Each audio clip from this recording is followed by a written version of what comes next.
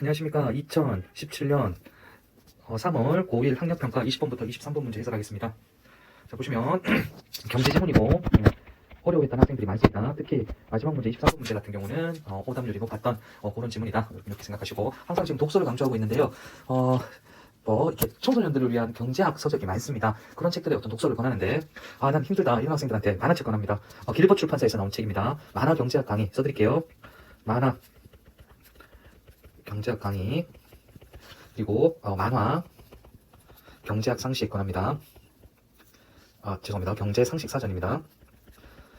자, 앞의 내용은 어떤 경제학자들 위주로 이렇게 재밌게 풀어낸 만화책이고, 뒤에 거는 경제 용어 공개된 만화책이다, 이렇게 보시면 될 거고요. 뒤에 다시 설명하겠지만 이번엔 안 나오는데, 절대우위, 즉 애덤 스미스가 주장한 절대우위. 자, 똑같은 생산 요소를 투입해서 더 많은 재화를 생산할 수 있는 경우, 반대로 똑같은 양의 재화를 생산하는데 적은 생산 요소가 드는 재화를 생산해서 무역국끼리 바꾸면 이익이 창출된다는 게 애덤 스미스의 절대 우위론, 그러니까 무역을 해야 된다는 이유고요. 자, 이 글에 나오는 비교 우위는 모든 상품에서 어떤 절대 우위를 접하는 상품이 없더라도 무역을 해야 되는 그 이유에 대해서 설명하는 글이었습니다. 어려워하는 학생들이 많았고요. 차근차근 설명하도록 하겠습니다. 자, 보시면 본문 봐주세요. 두 나라가 자발적으로 무역을 하기 위해서는 두 나라 모두 이익을 얻을 수 있어야 한다. 편합니다. 만일 무역 당사국 이익이 전혀 얻지 못하거나 손실을 본다면 이 나라는 무역을 하지 않을 것이기 때문이다. 됐습니다. 그러면 무역을 통해 이익을 발생할 수 있는 이유는 무엇일까? 뒤에 나오겠죠. 무역을 통해 이익이 발생할 수 있는 이유에 관한 글입니다. 또 무역에서 수출입 제화는 각각 어떻게 결정될까? 수출입 제화의 결정, 뒤에 나오는 내용입니다. 자, 보겠습니다. A국과 B국이 자동차 신발을 생산하는 상황을 가정입니다. 실제는 아니죠. 가정있습니다. 가짜로 정해보는 거죠. 아래 그림과 같이 A국은 이용 가능한 생산 요소를 모두 투입하여 최대 10대 신발 1000켤레를 만들 수 있다. 반면 B국은 세대 600켤레를 생산할 수 있다. 자, 잘 보세요. 이용 가능한 생산 요소를 모두 투입해서 돼 있죠. 생산 요소는 밑에 줄에 나와 있습니다. 그죠? 생산 요소라는 거는 노동, 자본 이런 것들을 이야기합니다. 자, 뭔 말인가 하면 A국은 생산 요소 다 투입해서 자동차 10대 만들 수 있어요. 딴 거 못 만들어요. 신발 1000켤레 만들 수 있어요. 딴 거 못 만들어요. 자, 그러면 바꿔서 이야기하면 자동차 5대 신발 500켤레 만들 수 있죠. 그렇죠? B국과 마찬가지겠죠. 자동차 한 대 신발 400켤레 만들 수 있다는 이야기입니다. 자, 이때 국가 간의 비교 우위 산업의 차이에 의해서 무역 이익이 발생한다. 비교 우위 산업의 차이라고 그랬는데, 비교 우위 산업이 앞에 나왔나요? 안 나왔죠? 그럼 뒤에 나올 겁니다. 비교 우위란 나오죠, 바로. 비교 우위란 어떤 재화 생산의 기회비용 몰라요. 뒤에 나옵니다. 다른 나라보다 작은 경우를 의미하며, 이때 기회비용이란 재화 생산으로 인해 포기해야 하는 다른 재화의 가치를 말한다. 자, 어렵습니다. 그쵸? 이 부분 정확하게 이해가 안 되면 뒤로 넘어가시면 안 됩니다. 비교 우위는 기회비용이 작은 걸 말합니다. 기회비용은요, 자, 재화 생산으로 포기해야 하는 다른 재화입니다. 무슨 얘기인지 이해가 됐나요? 자, A국 같은 경우 뒤에 나오지만 지금 미리 이야기할게요. 자동차 10대 또는 신발 1000켤레 생산할 수 있습니다. 근데 만약에 자동차를 9대를 생산하면 신발은 100개 생산할 수 있겠죠. 그럼 자동차 생산 한 대를 포기하면 신발은 10개도 생산할 수 있다는 이야기입니다. 자, B국 같은 경우도 자동차 한 대를 포기하면 신발을 200켤레 생산할 수 있죠. 반대로 자동차를 한 대 더 생산하면 200켤레를 포기해야 하는 겁니다. 그때 이 기회 비용인 거죠. 그죠? 좋습니다. 이 상황에서 A국이 자동차 한 대를 더 생산하기 위해 신발 생산을 100켤레 줄여야 한다. 즉, A국 입장에서 자동차 한 대 생산의 기회 비용은 신발 100켤레와 같다. 한편 B국은 자동차 생산의 기회 비용이 200켤레가 된다. 자, 여러분 보세요. 자동차의 기회 비용입니다. 근데 여러분이 A국의 기회 비용이라고 읽으니까 안 읽히는 겁니다. A국에 자동차 기회 비용이 있을 거고, 또 신발 기회 비용이 있을 거고, B국에 자동차 기회 비용이 있을 거고, 신발 기회 비용이 있을 겁니다. 자, 이 경우 A국의 자동차 생산의 기회 비용이 B국의 그것보다 작으므로 A국이 자동차 생산에 있어서 비교 우위를 갖고 있다. 신발 생산에 있어서 비교 우위를 갖는다. 자, 뒤에 문제에 나오지만 미리 해보겠습니다. 자, 무슨 얘기인가 하면 A국은 자동차를 10대 생산할 수 있고, 모든 생산 요소를 투입해서 신발을 1000켤레 생산할 수 있습니다. B국은 자동차 세대를 생산하거나 아니면 신발 600켤레를 생산할 수 있습니다. 자, 그러면 자동차 한 대를 생산함으로써 신발은 100켤레를 생산할 수 있죠. 다시 자동차 한 대를 생산함으로써 신발은 100켤레 덜 생산하게 됩니다. 그죠? 자, 요거 같은 경우는 자동차 한 대를 생산함으로써 신발을 200켤레 덜 생산하게 되죠. 그죠? 그러면 자동차 한 대에 대한 기회비용이 100이라면 얘는 자동차 한 대에 대한 기회비용이 200이겠죠. 포기하게 되는 재화의 가치입니다. 그렇죠? 기회비용이 누가 작나요? 얘가 작죠. 그러면 얘를 선택해야 된다는 이야기입니다. 자, 그 다음에 지금 설명을 안 했고 문제에서 물었는데 그냥 바로 갈게요. 신발 같은 경우에 보시면 200을 기준 잡아봅시다. 신발 200개를 생산하려면 자동차를 2대 포기해야 되죠. A국 같은 경우는. 자, 그 다음에 B국 같은 경우는 신발 200개 A국하고 똑같은 양을 생산하는데 포기해야 되는 자동차가 1개죠. 그러면 기회비용이 얘가 적죠. 그래서 B국은 뭐다? 신발을 생산하는 게 유리하다는 겁니다. A국하고 B국하고 비교하는 게 아니라 A국의 상품, B국의 똑같은 상품을 비교해야 되는 그런 문제였습니다. 아마 거기에서 혼동이 왔을 겁니다. 자, 비교 우위는 기회비용이 작은 걸 말합니다. 기회비용이라는 거는 그걸 생산함으로써 포기되는 양입니다. 포기되는 양이 적은 걸 선택하는 게 비교 우위에 있다고 했습니다. 됐습니까? 계속 강조하지만 이 부분이 이해가 안 되면 뒤로 넘어가시면 안 됩니다. 따라서 A국이 자동차를 특화해 B국에 수출하고 왜요? 비교 우위를 가지니까 왜요? 기회비용이 적으니까. B국은 신발을 특화해 A국은 자동차를 B국은 신발을 특화해 수출하면 무역을 하지 않았을 때에 비해 양국 모두 이익을 얻을 수 있다. 왜요? A에서 A국이 자동차 10대만 생산해요. 비교 우위에 있으니까. B국은 신발만 600켤레 생산해요.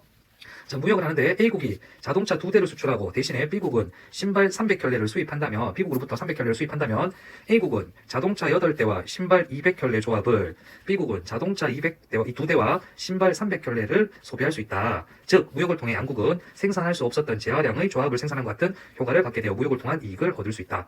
자, 무슨 말인가 한번 잘 봐요. 자, 무역을 안 했으면 A국 같은 경우는 어떻게 됐나요? 자동차 10대 또는 신발 1000켤레죠. 그쵸? 근데 지금 어떻게 됐다? 8대에 300켤레를 얻었죠. 만약에 무역하지 않고 8대를 생산하면 신발 얼마 생산할 수 있나요? 200개 생산할 수 있죠. 자동차 한 대당 100개의 기회비용이 있으니까요. 즉, 신발 100개가 늘었습니다. 무역을 통해서. 오케이. 자, B국 같은 경우 볼게요. B국은 원래 자동차 3대와 신발 600켤레인데 지금 어떻게 됐다고 그랬나요? B국은 2대와 신발 300켤레라고 그랬죠. 2대와 신발 300켤레라고 그랬어요. 그렇죠? 만약에 무역을 하지 않았으면 어떻게 됐을까요? 자, 자동차를 2대 생산하면 요거를 몇 개 더 생산할 수 있나요? 자동차 한 대에 대한 기회비용이 200개죠. 그죠? 무슨 말인지 이해됐어요? 자동차 3대랑 또는 신발 600켤레, 그럼 자동차 2대랑 신발 200켤레, 자동차 한 대랑 신발 400켤레, 자동차 생산하지 않고 신발 600켤레 생산할 수 있는 나라였습니다. 무역하지 않았다면 다시 한번 이야기하지만 자동차 2대와 신발 200켤레 생산할 수 있었죠. 그렇죠? 자, 그러면 어떻게 됐나요? 200에서 300이니까 똑같이 신발 100켤레가 늘었습니다. 그래서 무역이 필요하다는 거죠. 이게 뭐다? 비교 우위를 통한 무역입니다. 이처럼 각국 비교 우위 산업이 존재하는 이유에 대해 20세기 초 경제학자 핵션은 생산요소 부존량의 상대적 차이가 비교 우위를 낳는다고 보았다. 비교 우위의 원인입니다. 생산요소 부존량. 어디 나오나요? 여기 나오죠. 생산요소의 양입니다. 별거 없죠. 그에 따르면 각국은 타국에 비해 상대적으로 풍부한 생산요소를 집약적으로 사용하는 재화의 생산에 비교율을 갖는다. 즉 재화마다 각 생산요소들이 투입되는 비율이 다르기 마련인데 어떤 재화 생산에 특정 생산요소가 집약적으로 사용된다면 그 생산요소를 다른 나라에 비해 풍부하게 보유하고 있는 국가가 해당 재화의 생산에 비교 우위를 갖게 된다는 것이다. 그렇게 어려운 건 아닌 것 같아요. 생산요소 부존량이 높은 상품이 비교율을 갖는다는 거죠. 예를 들어 어떤 국가가 자동차 선박 등의 자본 집약제의 수출국이고 신발 우유 등의 노동 집약제의 수입국이라면 그 국가는 자본은 풍부하고 노동은 그렇지 않다고 판단할 수 있다고 했습니다. 오케이. 비교우위 가지고야겠고 그 다음에 각국의 비교우위 산업은 부존량의 상대적 차이가 변함에 따라 바뀔 수도 있다. 우리나라도 경공업 위주의 노동 집약적 산업에서 자본 집약적인 중화공업, 지식 집약적인 IT 산업까지 주요 산업 및 수출품이 변할 수 있대요. 이는 경제 성장에 따라 생산요소의 부존량의 비율이 바뀌기 때문이다 했죠. 자, 뒤에 거는 그렇게 어렵지 않았습니다. 핵쇼라는 경제학자가 그 원인을 이야기했고요. 그 다음에 비교우위 산업이 변할 수 있다는 이야기를 했습니다. 결국 핵심은 요 부분과 요 부분이라고 그러겠습니다. 그렇죠? 자, 비교우위 산업은 뭐다? 기회비용이 작은 나라가 기회비용이 다른 나라보다 작은 경우에 이게 비교우위 산업이 있다는 거고요. 기회비용이라는 거는요, 어떤 재화를 생산했을 때 포기해야 되는 다른 재화의 가치입니다. 즉, 이 기회비용이 작은 게 비교 우위를 갖는다. 이걸 꼭 기억하셔야 되고요. 계산상으로 무역을 하지 않았을 때, 무역을 했을 때 비교 우위를 기준으로 무역을 실시했으면 양국 다 이득이 된다는 것을 그 다음 단락에 이야기를 했습니다. 문제 풀면서 다시 한번 이야기하겠습니다. 자, 20번 문제입니다. 윗글에 대한 설명으로 적절하지 않은 것은 돼 있죠. 단계적인 순서에 따라 이론의 한계를 지적하고 있다. 단계적인 순서 잘 모르겠고요. 이론은 나왔습니다. 비교 우위 이론. 한계 없었습니다. 답입니다. 자, 권위자의 견해를 들어 현상의 원인을 설명하고 있다. 핵쇼 나왔죠. 현상의 원인 비교 우위 이론입니다. 그렇죠? 무역을 통해서 어떤 재화 양이 늘어나는 이유에 대해서 이야기를 했습니다. 그 원인은 뭐였죠? 생산요소 부존량이라고 이야기했어요. 질문을 던지면서 관심을 유도하고 있다. 어디 나왔나요? 예, 여기 나왔습니다. 자, 그 다음에 핵심 개념을 설명하여 비교 우위 이론 설명했고 기회비용 설명했습니다. 가상 상황을 예로 들어 설명하고 있다. A국, B국 이야기했죠. 답 1번입니다. 자, 21번 볼게요. 윗글을 통해 답할 수 없는 질문은 자, 각국의 비교 우위 산업이 변할 수 있는 이유는 뭐죠? 생산요소 부존량의 변화입니다. 자발적인 무역이 한 나라의 재해 생산에 어떤 영향을 미치는가? 예, 무역을 통해서 재화량이 증가한다고 이야기했습니다. 자, 어떤 재화 생산에 투입되는 생산 요소의 비율에 대해서는 언급한 적이 없죠. 답입니다. 자발적인 무역에서 어떤 제하고 수출품이 되고 수입품이 되는가? 예, 기회 비용이 적은 것이 수출품이 되고 기회 비용이 많은 것이 수입품이 됩니다. 비교 우위에 있는 것이 수출품이 됩니다. 자, 5번 국가 간의 생산 요소 부존량의 상대적 차이가 자발적 무역에 미치는 영향이 뭔가요? 비교 우위를 결정하고 수출 수입을 결정합니다. 답 3번입니다. 자, 그 다음에 기억의 이유라고 그랬는데 기억의 이유는요. 기억이 뭐였나요? 자, 보시면 B국은 신발 생산에 있어서 비교 우위를 갖게 된다. 앞에서도 계속 강조했습니다.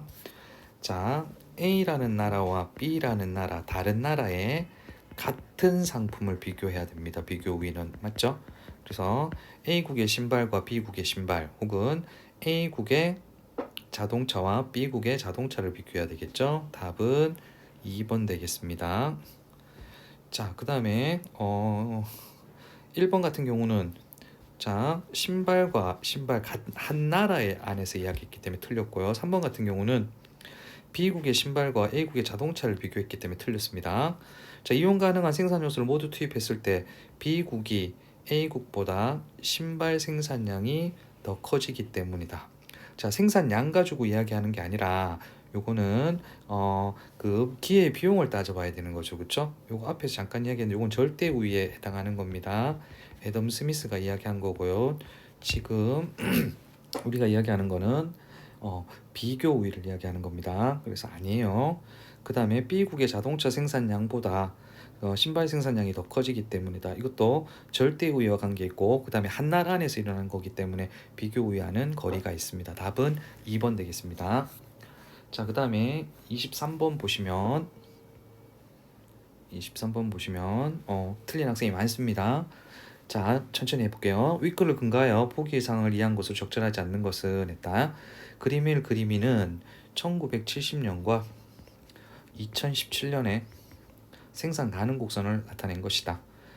가발은 노동 집약, 선박은 자본 집약. 자, X가 선박, Y가 가발. 이 꼼꼼하게 다 보셔야 됩니다.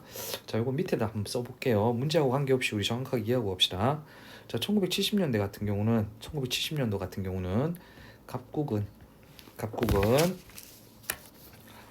가발 50개 요거죠.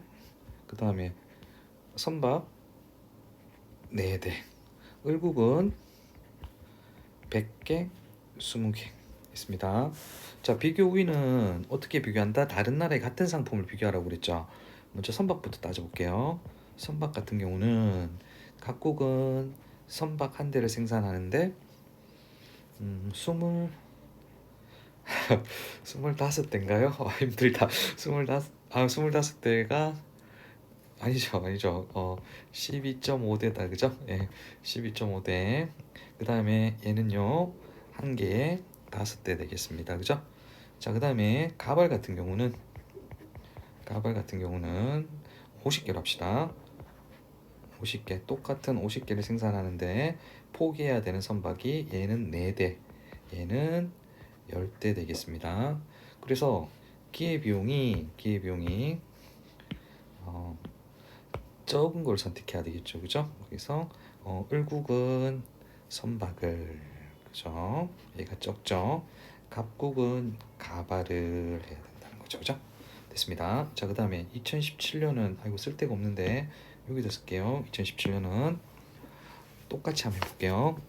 2017년은 자, 갑국이랑 을국입니다. 갑국 같은 경우는 가발 100개 맞나요?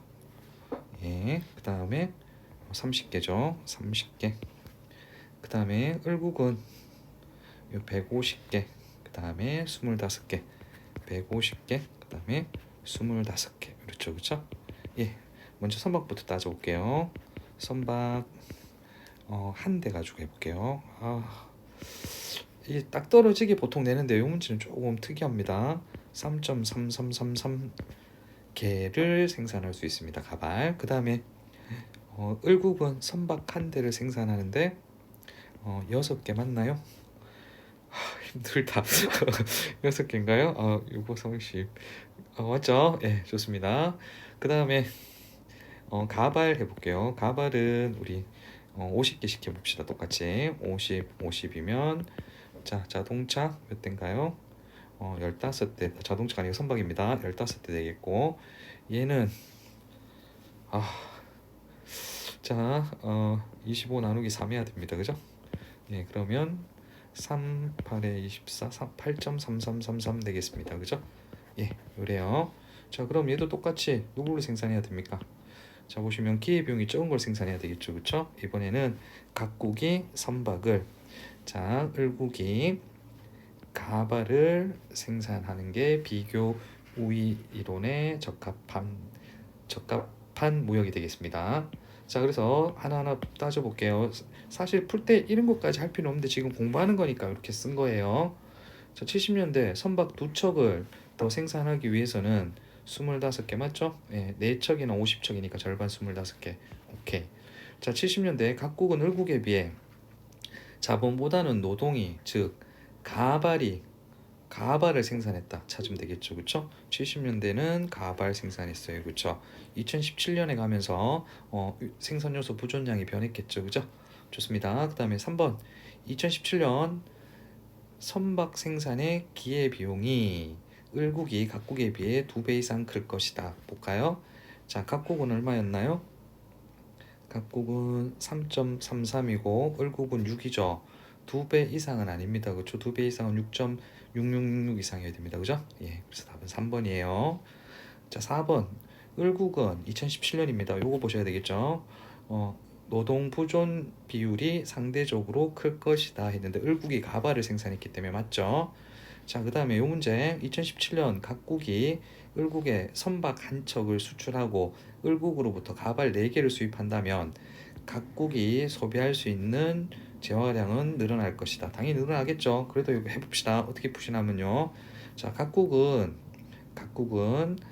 선박만 생산하면 30대죠.